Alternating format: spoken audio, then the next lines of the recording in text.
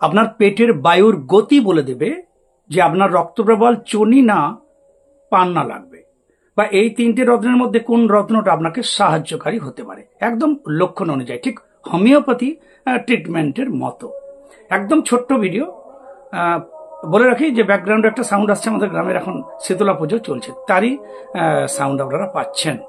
আর আরো বলে রাখি যে যদি ভালো লাগে চ্যানেলটা অবশ্যই সাবস্ক্রাইব করে সঙ্গে থাকবেন। পেটের বায়ু, এই বায়ুর গতি, গ্যাস বা বায়ু আমাদের অনবরত আমাদের পেটে একটা পাকক্রিয়া হচ্ছে, কিন্তু এই গতি আমাদেরকে রত্নের কথা বলে দেবে। এখন পেটে গ্যাস অম্বল হলে আমরা বেশিরভাগই সবাই জানি যে রক্ত প্রবাল। না বন্ধুরা, এই গ্যাস বা বায়ু ঠিক কোথায় গিয়ে আঘাত আনছে তার উপর ডিপেন্ড করছে যে সেই উইক পয়েন্ট, সেই জায়গাটা আমাদের উইক পয়েন্ট। তাহলে সেই অনুযায়ী আমরা কিছু ভোগী, কিছু বিপদ আপদের সম্মুখীন হতেও পারি। তাহলে সেই অনুযায়ী গ্যাস অম্বল হলেই যে রক্তপ্রবাল, এটা কখনো ঠিক নয়। তার মানে যে মঙ্গল, এটা ঠিক নয়। তাই এই ভিডিওটা খুব আপনাদের কার্যকারী হতে পারে।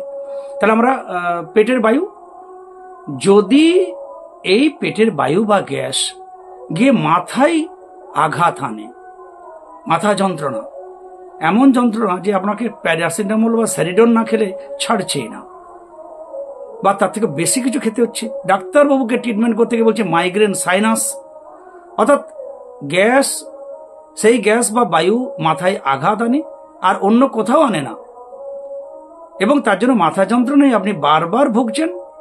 এই লক্ষণ যদি হয়, মঙ্গল নয় রবি, এই রবির রত্ন চুনি বা রুবি আপনার জন্য সুখদায়ক, আপনার জন্য একটা খুব প্রয়োজনীয় রত্ন বলা যেতে পারে। অর্থাৎ রবি উইক আছে, তার জন্য জ্যোতিষশাস্ত্র মতে ওই বায়ু গিয়ে মাথায় আঘাত আনছে, মাথার অধিপতি রবি। তার সঙ্গে যাদের রাগ বেশি, হাই প্রেসার হয়, প্রচন্ড হিট অফ দি মুভমেন্ট হয়ে যায়, তাদের আলাদা কথা।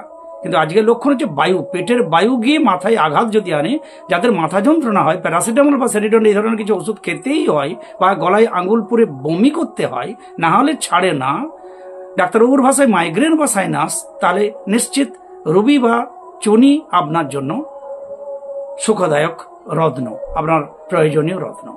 আর যাদের এই বায়ু বা গ্যাস গিয়ে আঘাত আনে হার্টে, ফলে হাত পা কাঁপে, একটা দুর্বলতা, নাক কান দিয়ে যেন একটা গরম ভাব বেরিয়ে যায়, তিনি বসে পড়েন, গা হাত থরথর করে, একটা ভয় ভীতি যেন মরে যাব ভাব, এমতো একটা সিচুয়েশন যদি তৈরি হয়, বুঝতে হবে এই পেটের বায়ু বা গ্যাস আঘাত আনছে হার্টে, যার অধিপতি বুধ।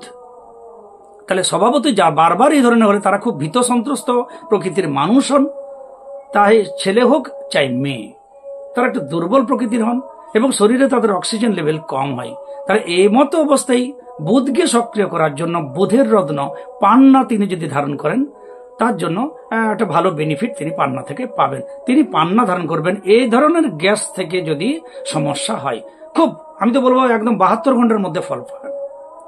এবারে গ্যাস বা বায়ু পেটে হচ্ছে, পেটের মধ্যেই আছে, সবার মধ্যে হচ্ছে, কিন্তু যদি পেট যন্ত্রণা, অসহ্য পেটে ব্যথা, তার জন্য ট্রিটমেন্ট করতে হয়, ডাক্তারের ওষুধ খেতে হয়, তাহলে সেহেন মানুষদের জন্য বারবার যদি এটা একদম ক্রনিক হয়, তাহলে বুঝতে হবে শুধু মঙ্গল, অর্থাৎ তাদের জন্য রক্তপ্রবাল বা রেড কোরাল সুখদায়ক, আরামদায়ক বেনিফিট রেড কোরাল বা রক্তপ্রবাল থেকে তিনি পেতে পারেন।